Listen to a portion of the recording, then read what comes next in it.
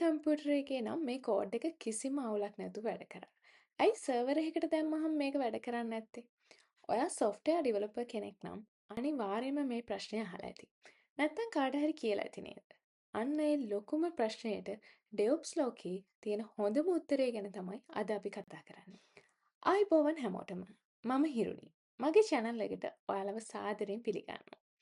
අද අපි ඉතාමත් සරලව ඉගෙන ගන්න යන්නේ DevOps සහ Cloud Engineering වල අත්‍යවශ්‍යම tool එකක් වෙන Docker කියන්නේ මොකක්ද කියලා. ඇත්තටම මේ Docker කියන්නේ මොකක්ද කියලා තේරුම් ගන්න ලේසිම විදිහ තමයි අපි නැව්වල බඩු ගෙනියන ලොකු containers ගැන හිතන එක.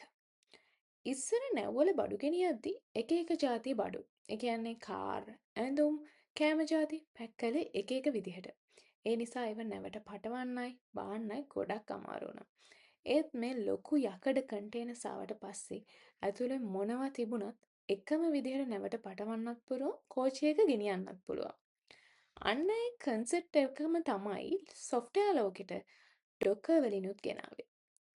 ඔය හදන සොෆ්ට්වෙයාර් එකක් හරියට වැඩ කරන්න නම් ඒකට අදාළ කෝඩ් එක, ලයිබ්‍රරීස් සහ එන්වයරන්මන්ට් වේරියබල්ස් ඔක්කොම තියෙන්න ඕන.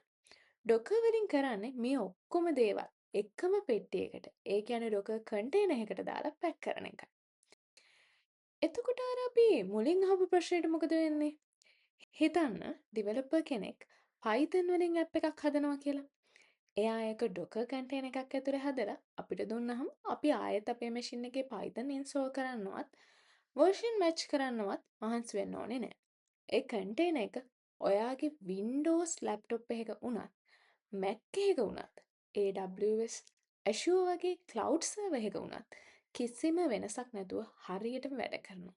මොකද ඇප් එකට ඕන කරන ඔක්කොම දේවල් අර කන්ටේනර් එක ඇතුළෙම පැක් කරලා තියෙන හින්දා. ගොඩක් අයට හිතෙන්න පුළුවන් එහෙනම් virtual machine වලිනුත් කරන්නේ මේකම නේද කියලා. නැහැ. ලොකු වෙනසක් තියෙනවා. virtual machine එකක් ඇතුලේ සම්පූර්ණ operating system එකක්ම අලුතෙන් දුවනවා. ඒකට ගොඩක් RAM එක CPU එක වැය වෙනවා. ඒත් Docker containers වලට වෙනම OS එකක් ඕනේ නැහැ. ඒක පාවිච්චි කරන්නේ ඔයාගේ මැෂින් එකේ තියෙන OS එකමයි. ඒ නිසා Docker ගොඩක් වේගවත්. වගේම මැෂින් එකේ රිසෝසුත් ඉතුරු කරනවා. ඉතින් Docker කියන්නේ මොකක්ද? සහ ඒකෙන් මොකක්ද වෙන්නේ කියන එක ගැන සරල අදහසක් අද ඔයාලට එන්න ඇති කියලා මම හිතනවා.